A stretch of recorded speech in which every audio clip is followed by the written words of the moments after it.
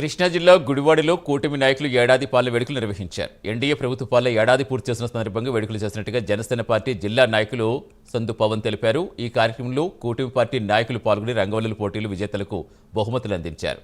5 ఏళ్లలో రాష్ట్ర వ్యాప్తంగా ఒక గుంట కూడా పోర్చని జగన్ వెన్నుపోటు పేరుతో రాష్ట్రంలో అలజడి రేపేందుకు ప్రయత్నం చేస్తున్నారని తెలిపారు.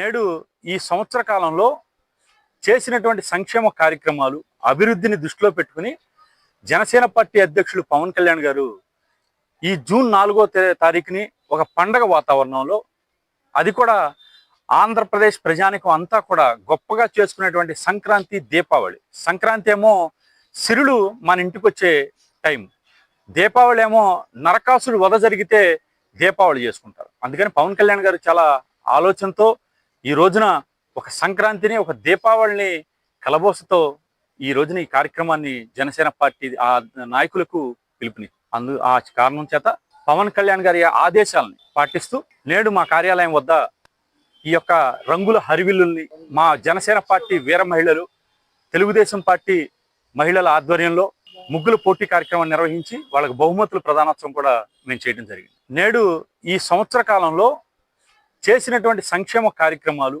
అభివృద్ధిని దృష్టిలో పెట్టుకుని జనసేన పార్టీ అధ్యక్షులు పవన్ కళ్యాణ్ గారు ఈ జూన్ 4వ తారీఖుని ఒక పండగ వాతావరణంలో, అది కూడా ఆంధ్రప్రదేశ్ ప్రజానికం అంతా కూడా గొప్పగా చేసుకునేటువంటి సంక్రాంతి, దీపావళి. సంక్రాంతి ఏమో సిరులు మన ఇంటికి వచ్చే టైం, దీపావళి ఏమో నరకాసుడు వధ జరిగితే దీపావళి చేసుకుంటాం.